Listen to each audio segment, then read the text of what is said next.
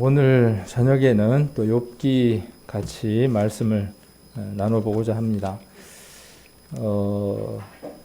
우리 몸이 어느 거 하나가 부족하면 문제가 생기죠. 우리 몸도 그렇고 모든 게 다 그런 것 같아요. 넘쳐도 문제고 또 부족해도 문제고. 우리 누구죠? 은경자매가 헤모글로빈 수치가 부족해서 또 지금 검사를 하고 있는데 어떻게 됐는지는 모르겠습니다. 그리고 또 우리 또 박정도 집사님은 적혈구 수치가 또 너무 많아서 또 문제가 되고. 그러니까 우리 몸이 참 신기한 것 같아요. 너무 부족해도 안 되고 또 너무 넘쳐도 안 되고. 근데 그 모든 것들을 내가 잘 먹고 내가 잘 관리를 해서 원활하게 돌아가는 것 같지만 그런 건강 하나까지도 하나님의 붙드심이 없이는 안 된다는 것. 욥기를 보기 전에 고린도 전서를 잠깐 한 구절 보겠습니다. 고린도 전서 14장입니다. 고린도 전서 14장 40절입니다.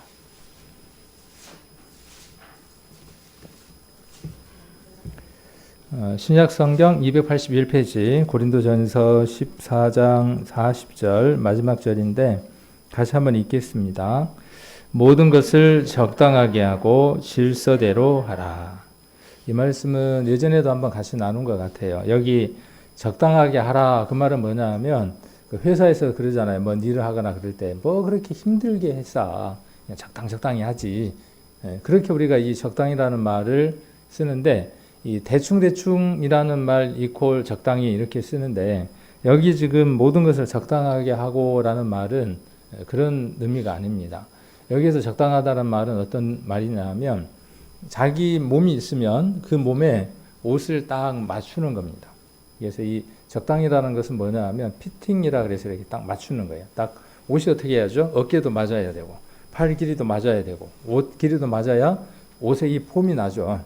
그래서 옷을 딱 이렇게 입으면은 사람들이 뭐라 그래요? 옷 잘 맞네. 적당하게 딱 맞네. 그렇게 할 때 이 적당하게입니다. 그리고 또 질서대로 하라.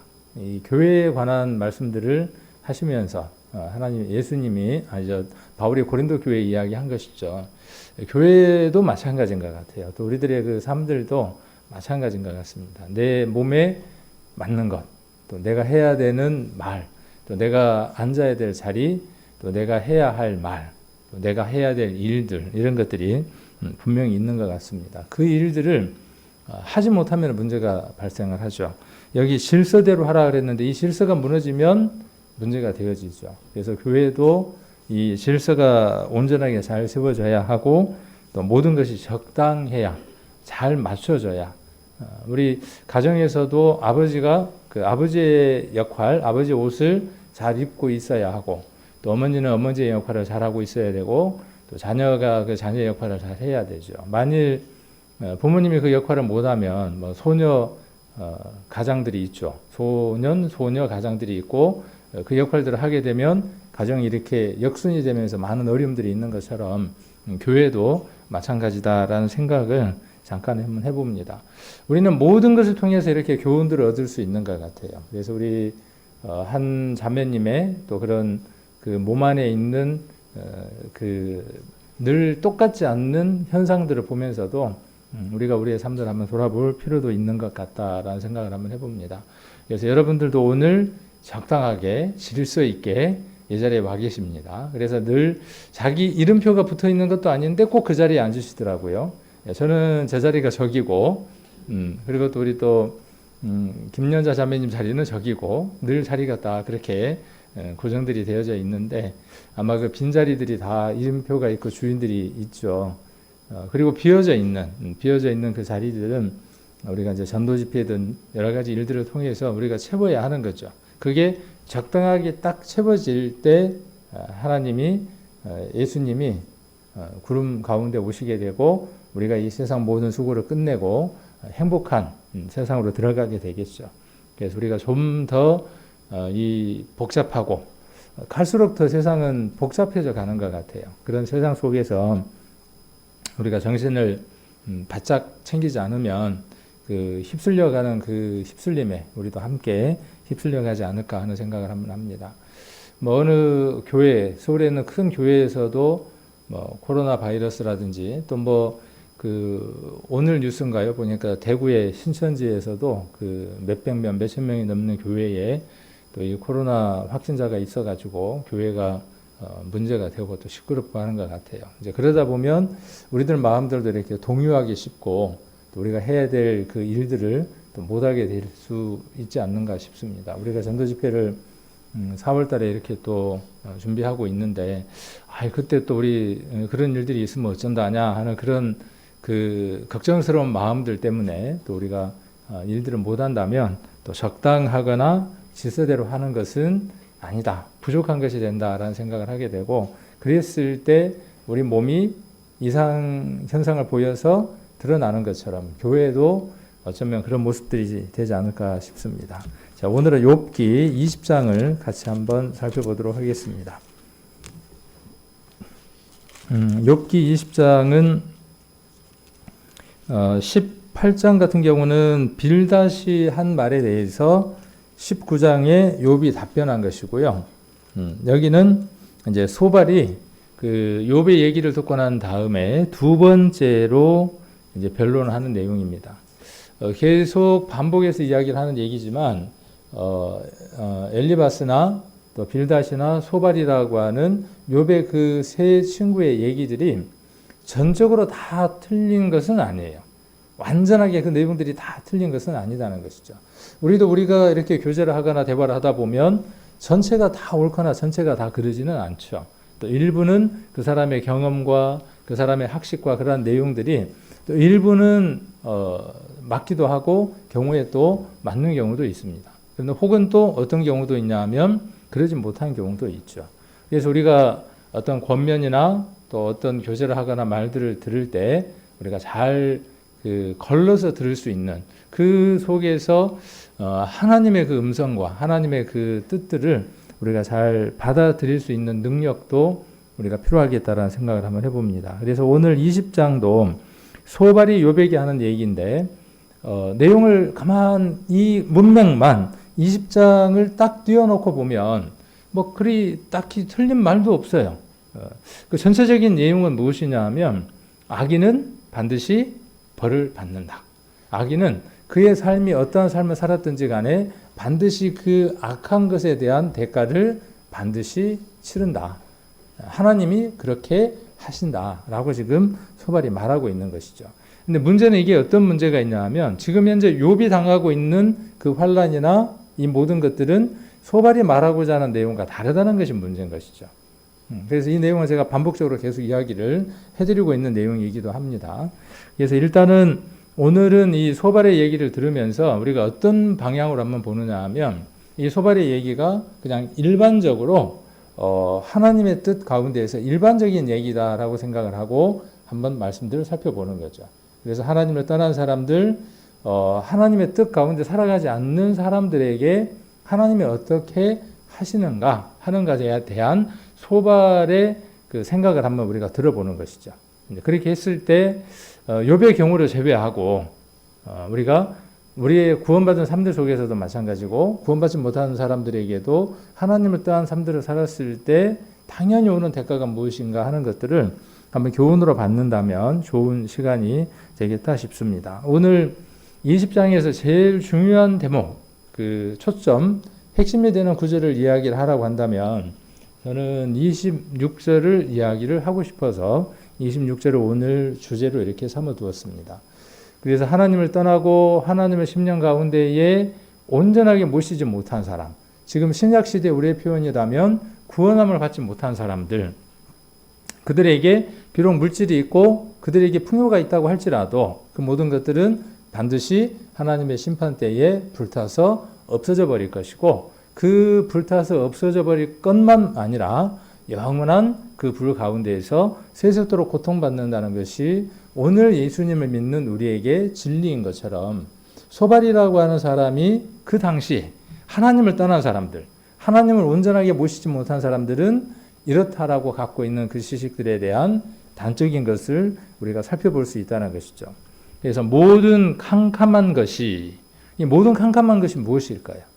그리고 그의 보물을 위하여 쌓이고, 이 그는 누구냐 하면 하나님을 떠난 악인을 얘기를 합니다. 앞에서부터 쭉 읽어보면, 그래서 하나님을 떠난 그 사람들이 보물을 쌓아두었죠.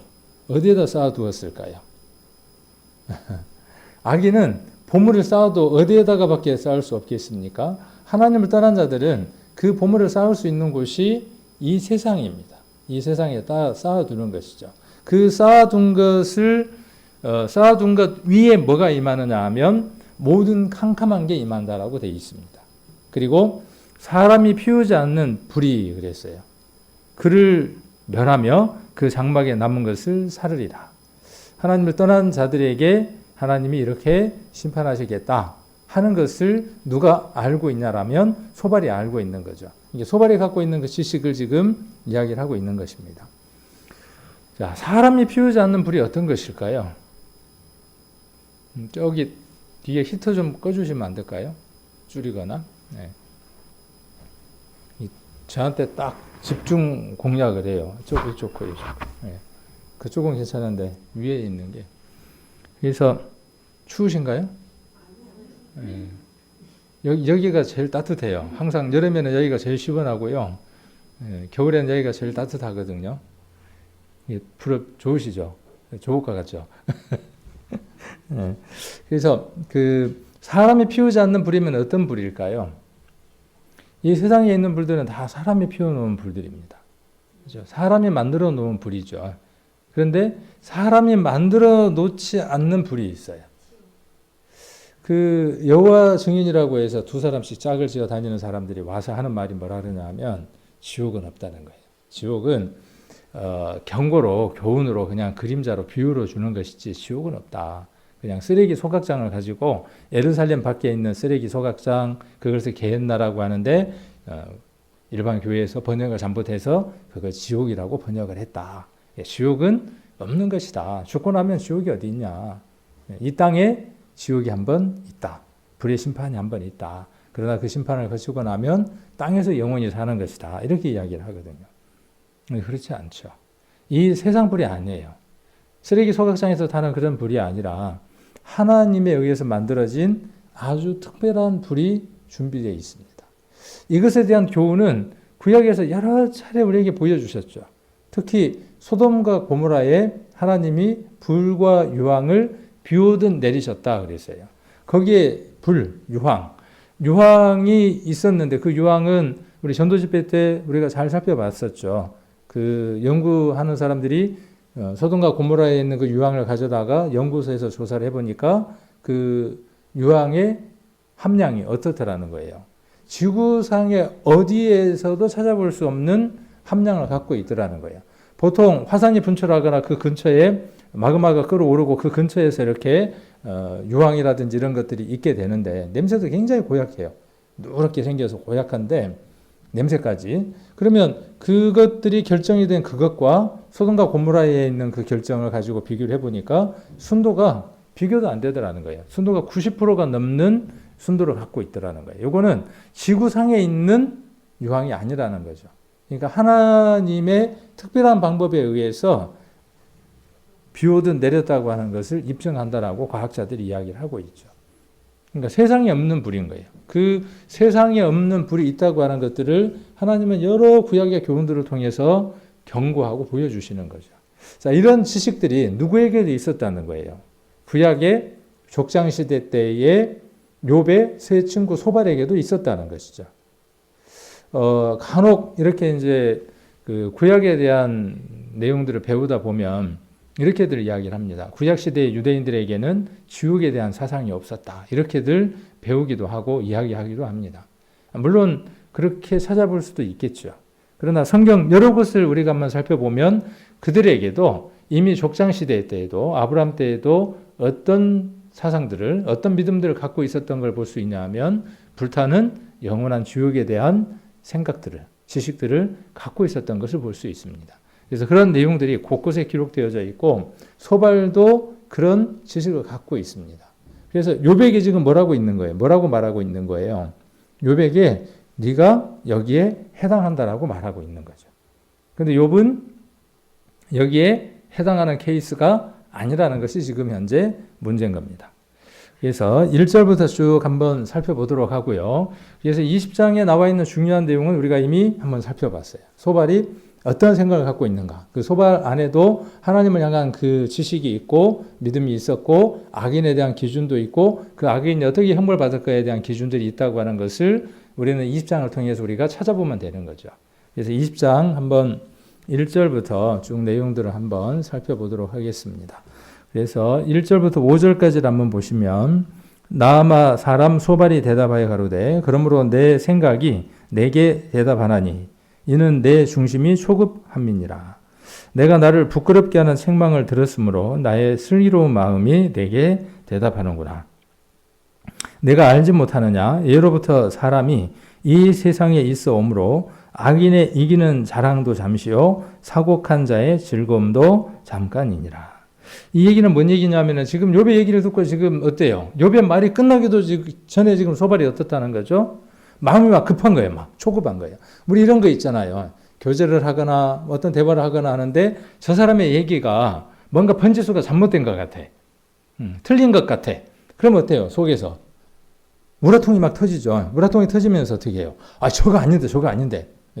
저렇게 생각하고 저렇게 말하면 안 되는데 하는 그런 초급함, 답답함, 조급함이 있죠. 그것을 지금 소발이 그대로 표현하고 있는 거죠. 욥, 네가 그렇게 말을 하고 있지만 그건 아닌 것 같아. 네가 지금 생각하고 있는 거 번지가 틀린 것 같아. 그렇게 이야기를 하면서 3절에 보면 내가 나를 부끄럽게 하는 책망을 들었으므로 누가 책망을 했겠습니까? 지금 욥이 소발에 하는 말 처음 했겠죠. 또 아까 빌닷이 했겠죠. 그 말에 대해서 욥은 뭐라고 이야기하는 거예요?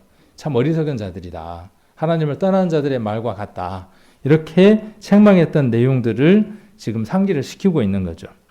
자, 그리고 나의 슬기로운 마음이 내게 대답하는구나. 3절에 보니까 어때요? 자기 스스로 나도 어떻다? 슬기롭다. 슬기로운 마음이 내게 대답한다. 자, 그러면서 그 슬기로운 마음의 내용이 뭐예요? 4절이죠. 내가 알지 못하느냐. 예로부터 사람이 이 세상에 있어 오므로. 옛날부터 언제부터 세상에 있었다는 거예요? 아담과 하와 때부터 사람들이 쭉 있어 왔다는 거예요. 가인과 아벨로부터 쭉 사람들이 있어 오므로. 자, 그리고 뭐라고 이야기하는 거죠? 악인의 이기는 자랑도. 악인이 뭔가 어떤 일에 승리하는 것 같고 잘 되는 것 같고 풍성한 것 같지만 또 자랑스러운 것 같지만 그거는 얼만큼이라는 거예요. 잠시라는 거예요. 이 소발의 그냥 일반적인 얘기지만은 이 얘기를 통해서도 우리는 조금은 희망을 얻을 수 있죠. 아, 그렇구나. 하나님을 떠난 그 사람들의 풍요로움, 부요함, 자랑거리 그 모든 것들이 얼만큼이라는 거예요. 잠깐이라니, 잠깐. 잠깐이 얼만큼일까요? 잠깐이. 길어야 얼만큼일까요? 길어야 한 80년, 7, 80년 누리다 가는 것이죠. 자, 그리고 사곡한 자의 즐거움도 잠깐이니라. 이 사곡한 자를 지난번에 어떤 말로 제가 바꿔서 말씀을 해드렸냐 하면 불경건한 자다라고 말씀을 드렸어요. 경건치 않는 자라고 말씀을 드렸어요. 그래서 경건이라고 하는 건 또 무엇이라고 말씀을 드렸죠? 경건이라고 하는 것은 하나님이 내게 늘 함께 하신다고 생각하고 살아가는 것이죠. 쉽게 생각해서. 불경건이라고 하는 건 뭐예요? 경건이라고 하는 게 뭐냐면은 교회 문을 탁 열고 들어올 때 옷을 이렇게 옷깃을 여미고 머리를 이렇게 여기 올라오면서 거울을 쳐다보고 머리를 이렇게 하고 하고 이렇게 조용조용 그렇게 걸어오는 것, 그게 경건? 아니라고 우리가 이야기하니까 어떻게 돼요? 아니라고 이야기하니까 어떤 문제가 생기느냐 하면 전화가 와도 어떻게 해요? 그냥 그대로 전화 받고, 그렇죠? 그게 경건이라고 아니라고 말을 하니까 그래도 전화도 받고 우리 마지막 기도하는데 기도할 때 어떻게 해요? 참 지혜롭게 어떻게 합니까? 밑으로 내려가서 볼일들을 보기도 하고 그 기도하는 시간에 하나님과의 어떤 그 교통을 하는 시간이라고 이야기하는 것이 기도라고 이야기하는데 그 시간에 어떻게 하느냐 하면 지혜롭게 움직이는 거죠. 그건 불경건이에요. 그것도. 그러니까 경건이라고 하는 것은요, 우리의 중심도 이야기하면서 무엇도 이야기하느냐 하면 겉으로 드러난 것도 이야기를 하는 겁니다. 그래서 우리의 경건은 어떻게 해야 되느냐 하면 이 모양도 어떻게 해야 돼요? 경건의 모양도 있어야 하는 거예요. 그래서 손을 모으고 기도하고, 기도할 때 몸에 특별한 어떤 구조상의 또 어떤 질병이라든지 이런 것들이 아니면 무릎을 꿇고 기도하는 것이 아름다운 것이죠. 그렇죠? 근데 어느 분들은 또 어려운 분들이 있어요. 이제 제가 나이가 많이 들지는 않지만 나이가 점점 이제 숫자가 조금씩 한 살씩 되어 가니까 이해가 되겠더라고요. 양발 다리하고 오래 앉아 있으면 힘들어요. 한두 시간 앉아 있으면. 다리를 뻗으려고 그러면 나도 모르게 아이고 소리가 나요. 그런 특별한 경우를 제외하고는. 그래서 그 사람 안에 하나님을 가까이 하고 있는 것, 하나님을 가까이 하는 것이 뭐냐 하면 경건입니다. 하나님을 얼만큼 가까이 하느냐가 드러나 있는 게 뭐냐 하면 경건한 모습인 겁니다. 불경건이라고 하는 건 뭐예요? 그러니까 그 심령 안에 하나님을 내 마음 가운데만 모시면 되지, 그건 뭐냐 하면 온전한 경건이 아니다는 것이죠. 마음만이 아니라 뭐예요? 마음과 삶이, 모습이 일치될 때 그게 온전한 믿음이고 그것이 온전한 경건이라는 것이죠. 그래서 이 사곡한 자의 즐거움도 잠깐이라 그랬어요. 하나님을 떠난 자들이죠. 여기 근본적인 것은 지금 이 소발이 이야기하는 것은 아예 하나님을 떠나버리는 사람들을 이야기하고 있는 것이기도 합니다. 욥의 상태는 그런 상태는 아니죠. 그런데 우리가 구원함을 받았지만 구원함을 받고 난 이후에 그러한 시간들이 전혀 없느냐? 그렇지 않다는 것이죠. 그러한 인생이지만 하나님이 우리를 여전히 어떻게 하신다는 것이죠? 사랑하시고 우리를 위해서 여전히 못자국 난 손을 우리에게 보여주시며 내가 너를 정죄하지 않는다고 말씀하시는 것을 우리가 의지하는 것이죠. 그것이 우리의 믿음이고 그것이 하나님 앞에 우리가 담대함을 얻는 것이죠. 자, 그래서 이 소발은 악인의 결말에 대해서 말하고 있고 악인의 형통과 자랑은 잠시이고 또 불경건한 자의 기쁨과 즐거움도 잠깐이라는 것입니다. 자, 6절에서 9절까지를 보시면 그 높기가 하늘에 닿고 그 머리가 구름에 미칠지라도 자, 이 높기가 어디까지 닿았습니까? 하늘에 닿았어요. 야, 이거 대단한 거죠. 높기가 하늘까지 닿았으면. 바벨탑도 그렇게 높지 못했는데. 자, 그리고 머리가 어디에 미쳤어요? 구름에 미칠지라도 구름까지 가 있는 거예요. 그렇죠? 그러면 이 얼마나 큰 겁니까? 자, 그런데 자기의 똥처럼 영원히 망할 것이라. 그를 본 자가 이르기를 그가 어디에 있느냐 하리라. 그가 꿈같이 지나가니 다시 찾을 수 없을 것이요 밤에 보이던 환상처럼 쫓겨가리니 그를 본 눈이 다시 그를 보지 못할 것이요 그의 처소도 다시 그를 보지 못할 것이며 이렇게 이야기를 하고 있습니다. 그래서 악인의 지위가 심히 높아진다 할지라도 마침내 자기의 배설물과 같이 지극히 비천하게 되며 다시 그를 볼 수 없도록 영원히 망할 것이다 라고 소발이 말하고 있습니다. 자, 그리고 10절에서 11절을 보시면 그의 자녀들이 가난한 자에게 은혜를 구하겠고 그도 얻은 재물을 자기 손으로 돌어줄 것이며 그 기골이 청년같이 간장하나 그 기세가 그와 같이 흙에 누우리라 이렇게 이야기를 하고 있습니다. 그가 부요하고 풍성했지만 가난한 자에게 은혜를 구하는 형편에 된다라고 이야기를 하고 있고 11절에 그 기골이 청년같이 간장하나 간장이 뭐죠? 몸이 건강하고 힘이 왕성함 이렇게 제가 보는 성경에는 풀어두었네요. 자, 청년같이 그렇게 몸이 건강하고 힘이 왕성하고 기세가 뭡니까? 기세가 여기는 기골은 뭐냐면 뼈들을 이야기를 하는 것이고 뼈들을 이야기를 합니다. 그래서 기골이 청년같이 간장하나 그 기세가 그와 함께 흙에 눕는다라고 이야기를 하고 있습니다. 이사야서 59장을 한번 보겠습니다. 이사야 59장. 이사야 59장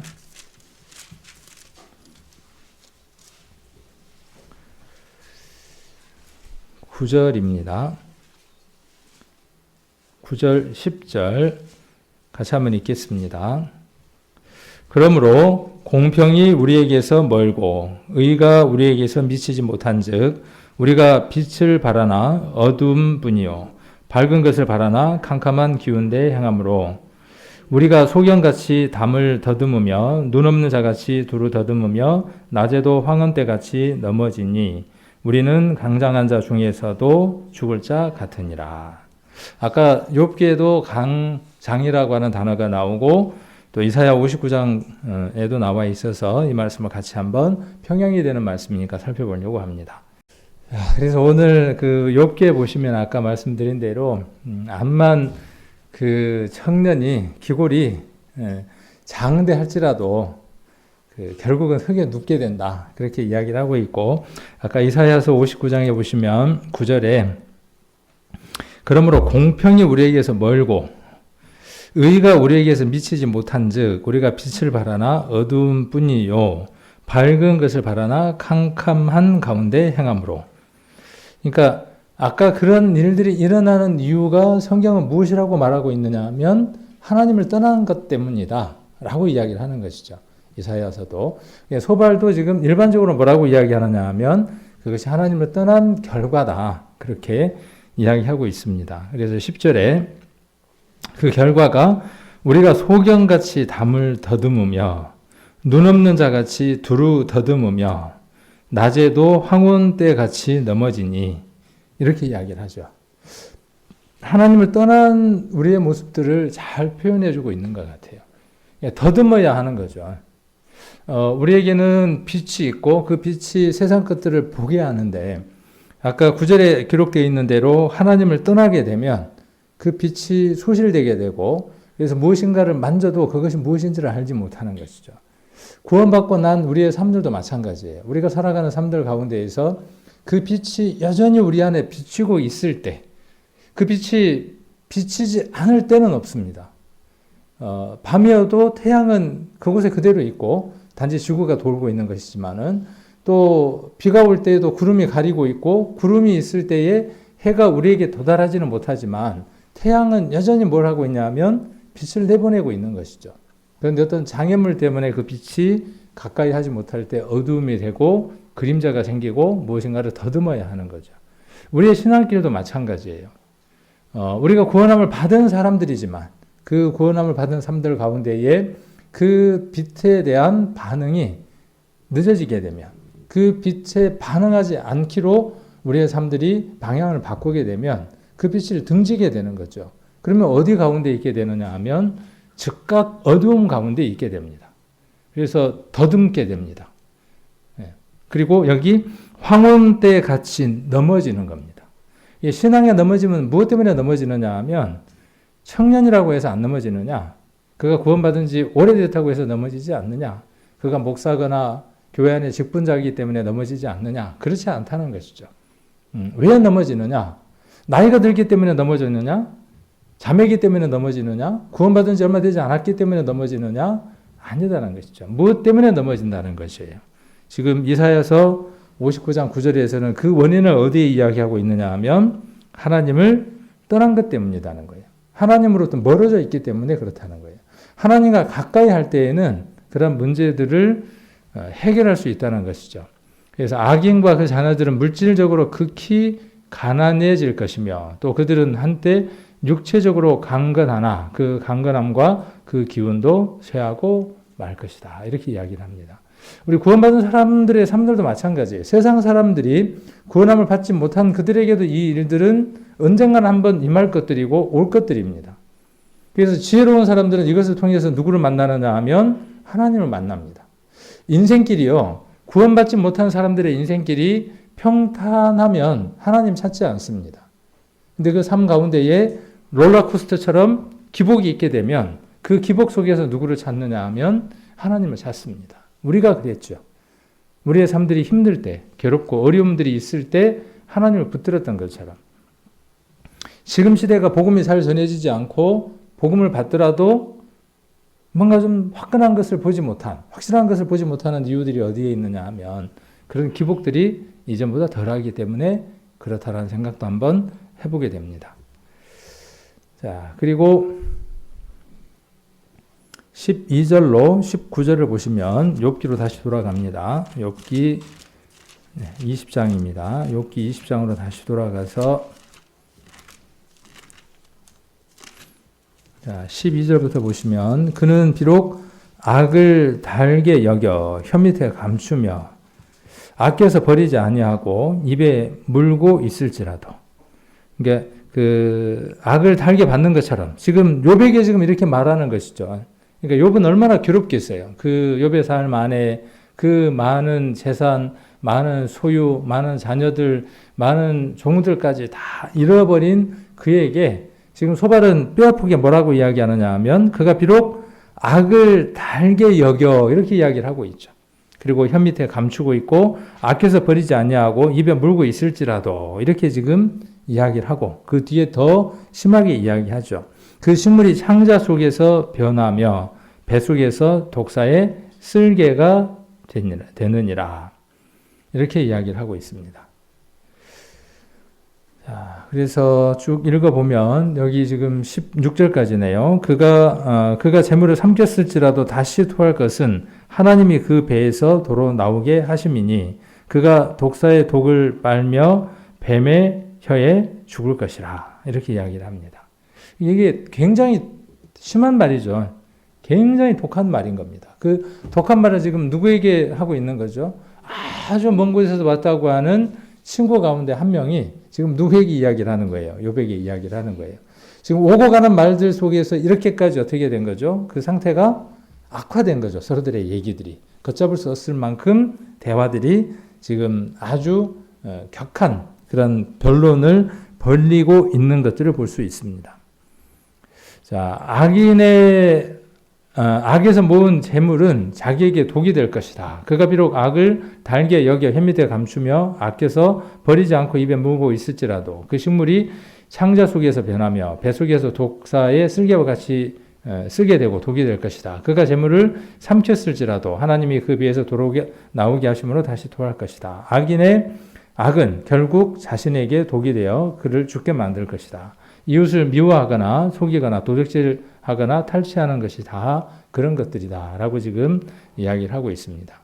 독사의 쓸개라고 하는 것은요, 그 아주 독한 것으로 사람들에게 알려져 있었답니다. 이 글이 쓰여질 당시에 이 독사의 그 쓸개, 담즙이라 그러죠. 그 담즙은 독사의 독을 만드는 기관이라고 알려져 있는 거죠. 그러니까 이에서 독사의 그 이빨에서 나오는 독은 근원지가 어디라고 보는 거냐 하면 독사의 쓸개라고 그들은 보았습니다.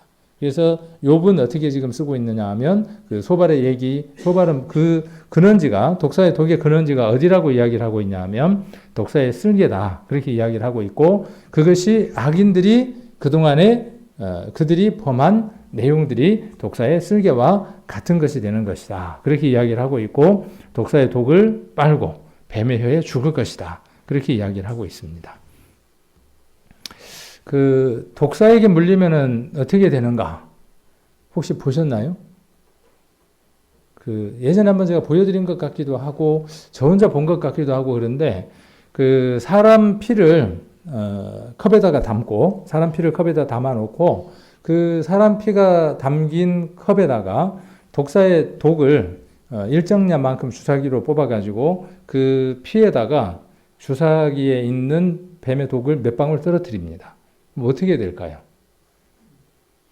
피가 젤리처럼 굳어요. 그러니까 우리가 그걸 통해서 뭘 알 수 있느냐 하면 뱀에게 물리면 사람이 어떻게 죽어가는가를 알 수 있겠죠. 피들이 젤리처럼 딱딱하게, 젤리처럼 말랑말랑하게 굳어버립니다. 소리는 안 들어도 되니까 그냥 한번 보시면 될 것 같아요. 뱀을 잡아가지고 그 다음 뭘 하냐 하면 이제 독을 빼내는 거죠. 이빨을 저기다 콕 찌르면 그 어느 물체에다가 찌른 것처럼 이제 뱀 독을 이빨에다가 묻혀냅니다. 그러면 그 병 속으로 그 독이 떨어집니다. 저 독이 눈에 들어가거나 그래도 굉장히 치명적이다 그러네요. 그래서 이렇게 독을 앞에 이빨이죠, 이렇게. 네. 한 방울 떨어지죠. 그 몇 방울을 주사기에다가 담는 거예요, 저렇게. 그래서 여러 그 뱀들로부터 독을 취해가지고 주사기에다가 저렇게 뱀 독을 받아가지고 저거를 어디에다 넣냐 하면 피죠. 우리 사람 피인데 그냥 묽었어요. 그 묽은 데다가 피 몇 방울을 넣고 흔듭니다. 흔들어서 넣었더니 뭐처럼 돼요? 완전히 떡덩어리가 돼버리죠. 예. 우리가 뱀에게 물리면 저렇게 되는 거죠. 뱀에게 물리면 몸 안에 원활하게 흘러야 되는 그 피가 그 뱀의 독에서부터 나오는 그 독이 피를 응고를 시키는 거죠. 아까 아기는 그런 모습이다. 그렇게 독사의 쓸개라고 이렇게 표현을 했고, 그 쓸개는 그 독사의 독이 나오는 근원지다. 그렇게 이야기를 하는 것이죠. 그러니까 마치 악인의 삶의 모습은 무엇과 같다는 거예요. 그 독사의 독과 같은 모습이다. 그래서 결국은 자기가 죽게 되는 것이다. 이렇게 지금 소발은 이야기를 하고 있죠. 아주 강하게 지금 이야기를 하고 있는 것입니다. 사단이 우리를 물면 어떻게 되나요? 사단이 우리를 콱 한번 물면 아까처럼 저렇게 되는 겁니다. 그리고 죽는 겁니다. 예전에 제가 시골에서 이제 이 사역을 주로 하게 돼서 남원 쪽에 있는데 우리 어르신 한 분이 뱀 많이 나오는 차례 풀을 이렇게 베다가 뱀을 건드렸어요.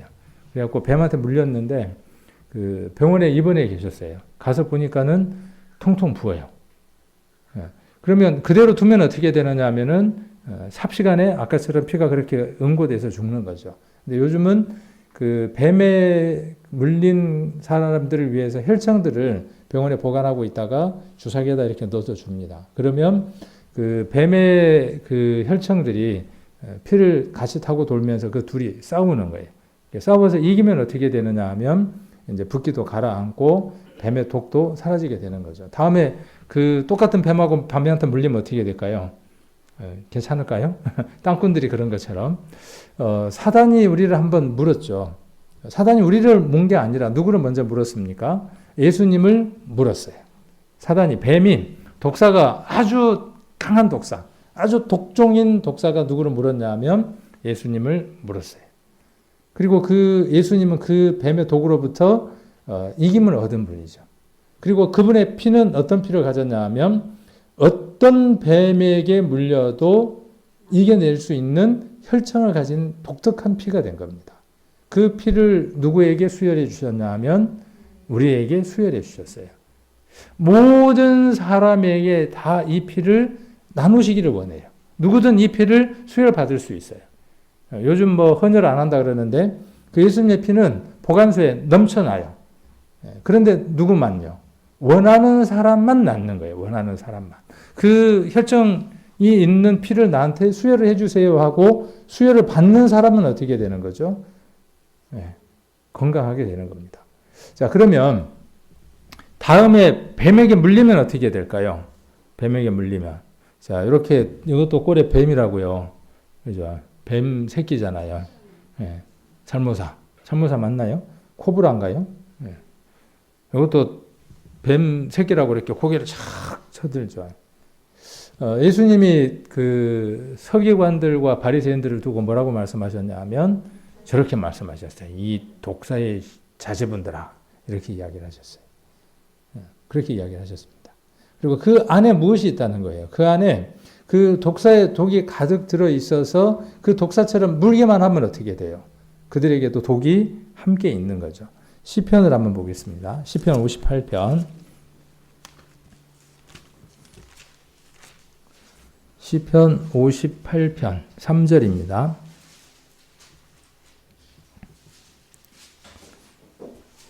시편 58편 3절. 악인은 모태에서부터 멀어졌으며 나면서부터 곁길로 나아가 거짓을 말하는도다.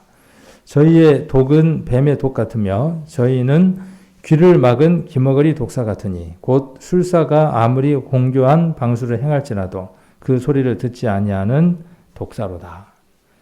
자, 여기 구원함을 받지 못한 하나님을 알지 못하는 모든 사람들을 두고 무엇이라고 말씀하고 있느냐 하면 시편에 귀머거리 독사다. 이렇게 이야기를 하셨죠.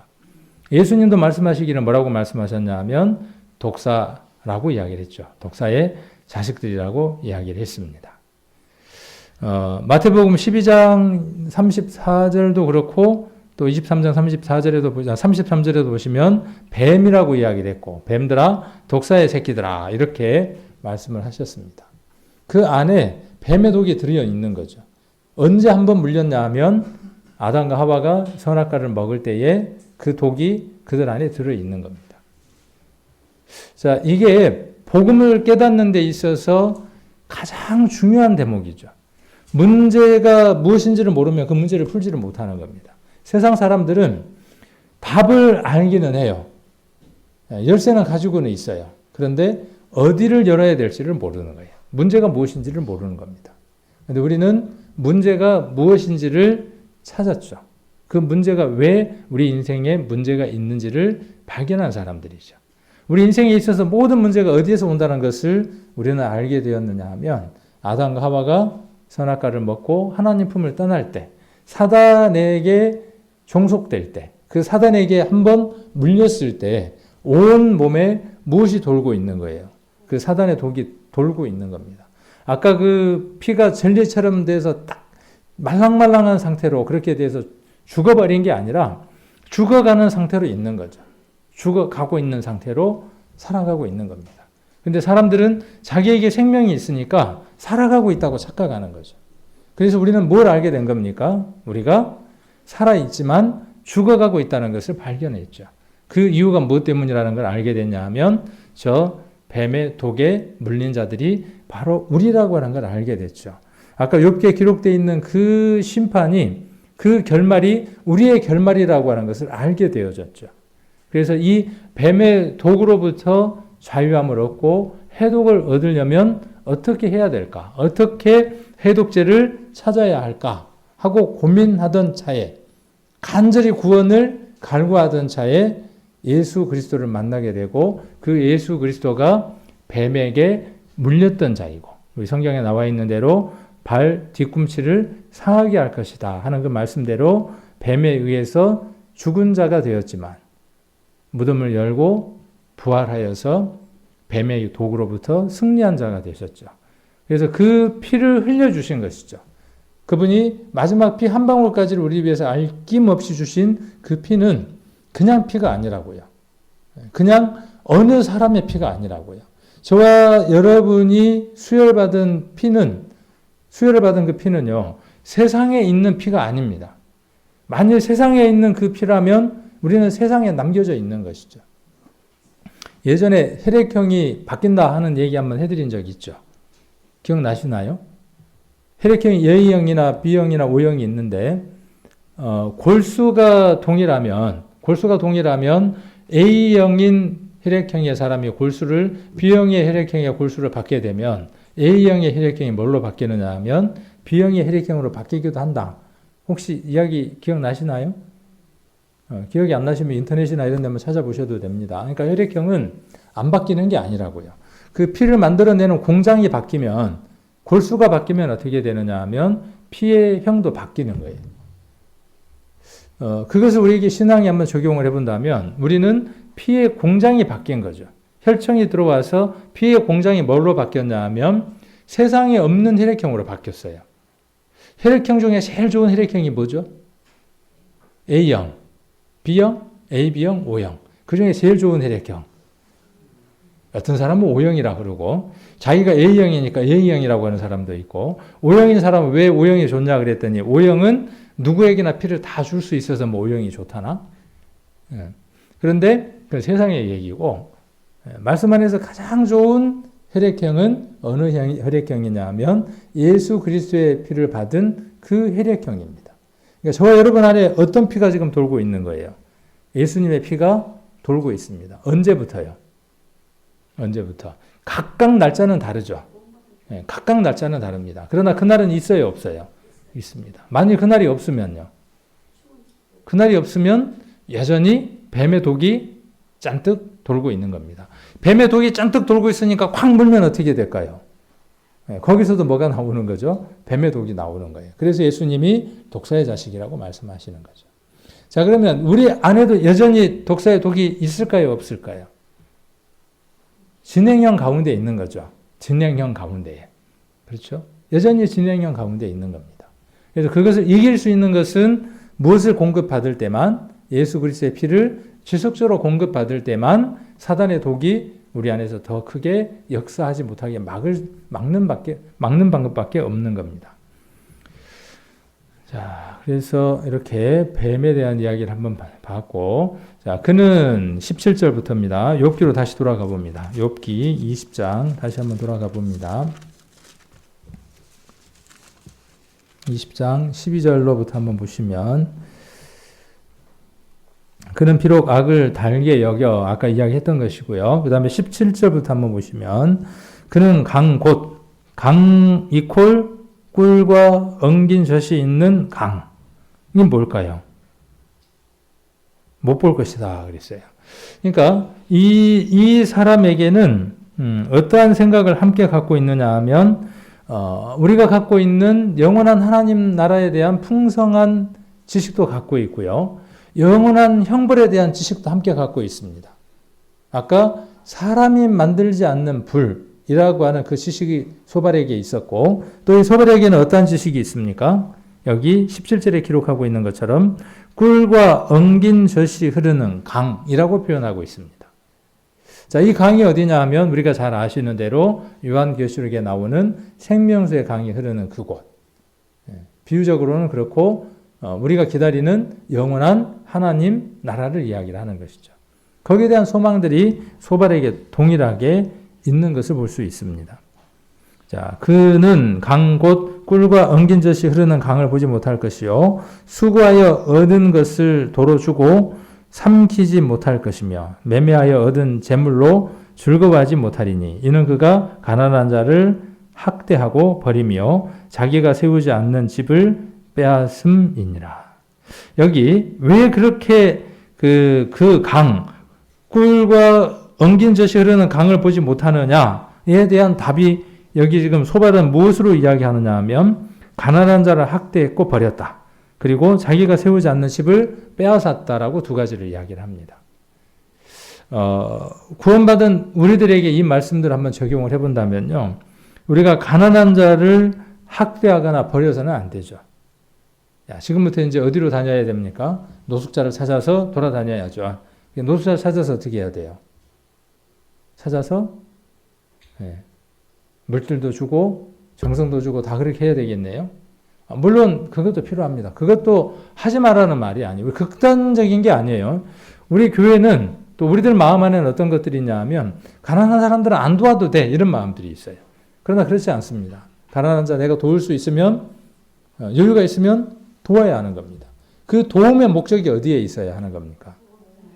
도움의 목적이 어디에 있느냐 하면 그 도움을 통해서 그들 안에 영원히 버려져 있는 그 영이 하나님의 것이 되는 겁니다.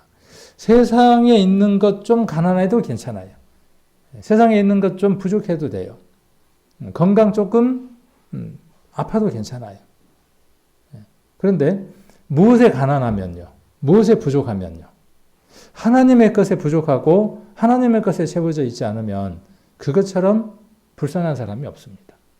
모든 것을 다 가졌다고 할지라도 그의 가정이 온전하고 아내도 있고 남편도 있고 자녀들도 있고 거기 손주들이 태어나서 취직도 잘하고 손주들도 잘 성장을 해서 대기업에 취업을 하고 모든 것들이 다 잘 이루어졌습니다. 그런데 정말 무엇이 부족한지를 모르고 살아가는 사람들. 그리고 정말 가난한 사람들에게 그 가난함을 채우지 못하는 것. 무엇이 가난한지를 알지 못하고 살아가는 그 사람들에게는 여기 꿀과 엉긴 젖이 흐르는 강을 보지 못하는 겁니다. 우리도 마찬가지입니다. 우리가 4월 13일부터 있는 전도 집회 왜 준비되어져 있습니까? 우리는 어떠한 것이 없다고 할지라도 풍성하게 살아갈 수 있는 특별한 사람들이 되어졌죠. 아파요. 세상 사람들은 아픈 가운데 매여 있습니다. 불편한 일이 생겼어요. 세상 사람들은 그 불편한 일에 매여 있습니다. 그리고 한없이 나락으로 떨어져 내려갑니다. 가난한 사람들이 됩니다. 그러나 우리는 어떠한 사람들입니까? 그 안에서 뭘 찾아가죠? 하나님을 만나고 예수 그리스도를 만나서 오히려 풍성해져 가죠. 세상 사람들은 그걸 바라보고 놀라죠. 자, 그것들이 세상 사람들에게 풍요로움을 줄 수 있는 일들이 되는 것이죠. 그래서 우리가 가난한 자를 학대하고 버리는 것은요, 아닌 것이죠. 정말 가난한 자가 누구인가를 우리는 발견할 필요가 있습니다. 풍성해서 모든 것이 다 갖춰졌다고 자랑스럽게 여기며 살아가는 그 사람들. 그러나 그의 심령 안에 누구를 발견하지 못한 사람들. 예수님을 발견하지 못하고 하나님 나라를 발견하지 못한 그 사람들이 어떠한 사람들입니까? 가난한 사람들입니다. 그 가난한 사람들을 그래, 나 모든 것 다 가졌으니까 그렇게 잘 살아 라고 버려두는 게 뭐냐 하면 학대하고 버리는 겁니다. 그리고 자기가 세우지 않는 집을 빼앗는 겁니다. 자, 그래서 여기 그렇게 이야기를 하고 있고요. 그 다음 또 20절에서 23절을 보시면 그는 마음에 족한 줄을 알지 못하니 그 기뻐하는 것을 하나도 보존치 못하겠고 남긴 것이 없이 몰수히 먹으니 그런즉 그 형통함이 오래지 못할 것이라. 풍족할 때에도 고내기 재난입니다. 재앙 그런 겁니다. 이르리니 모든 고통하는 자의 손이 그에게 닿으리라. 그가 배를 부리려 할 때에 하나님이 맹렬한 진노를 내리시니 밥을 먹을 때에 그의 위에 비같이 쏟으시리라. 이렇게 말씀하고 있죠. 악인은 평안함이 없고 먹을 것이 남지 않고 형통함이 오래지 못할 것이다. 악인은 풍족함을 누릴 때에 갑자기 재난들이 닥쳐오며 또 모든 고통하는 자들도 손을 펼쳐 그에게 무엇을 취하려 할 것이다. 또 그가 배불리 무엇을 먹으려 할 때에 하나님의 맹렬한 진노가 비처럼 그에게 내릴 것이다. 이 대목을 보면서 뭘 하나 생각을 해볼 수 있느냐 하면 소돔과 고모라를 한번 생각을 해볼 수 있습니다. 그들이 어떻게 살았는가를 우리는 너무나 잘 알죠. 자, 그리고 24절, 25절을 보시면 그가 철병기를 피할 때에는 놋, 활이 쏘아 꿰일 것이요 몸에서 그 살을 빼어낸 즉 번쩍번쩍하는 촉이 그 쓸개에서 나오고 큰 두려움이 그에게 임하느니라. 악인의 재앙은 막을 수 없는 것이고 그 재앙은 그에게 치명적이고 큰 두려움이 될 것이다. 자, 그리고 26절부터 한번 보시면 자, 모든 캄캄한 것이 그의 보물을 위하여 쌓이고 사람이 피우지 않는 불이 그를 멸하며 그 장막에 남은 것을 사르리라. 하늘이 그의 죄악을 드러낼 것이요 땅이 일어나 그를 칠 것인즉 그 가산이 패하여 하나님의 진노하시는 날에 흘러가리니 이는 악인이 하나님께 받을 분깃이요 하나님이 그에게 정하신 산업이니라. 그래서 반드시 하나님의 공의와 징벌의 심판이 있을 것이다 하고 지금 소발이 말하고 있죠. 그러면서 무엇에 대한 이야기를 하느냐 하면 17절에서는 우리가 가나안 땅을 생각하고 영원한 하나님 나라를 소망하는 것처럼 소발에게도 동일한 그 소망이 있고 또 반면 어떤 그 확신도 갖고 있는 걸 볼 수 있느냐 하면 영원한 불의 형벌이 있는 것도 소발이 가진 지식 가운데에 있는 걸 볼 수 있습니다. 단 문제가 어디에 있는 거죠? 이것을 지금 누구에게 적용하고 있는 거예요? 지금 욥에게 적용하고 있는 것이죠. 이 일반화되어 있는 이 지식을 욥에게 적용해서 상황에 맞지 않는 말로 욥의 상태를 더 거칠고 힘들게 하고 있는 것이 그의 문제이기도 하죠. 그러나 소발이 알고 있는 이 지식은 성경적인 것이고 또 부분적으로 온전한 것을 알고 있다는 것을 알 수 있습니다. 그래서 여기 26절에 기록되어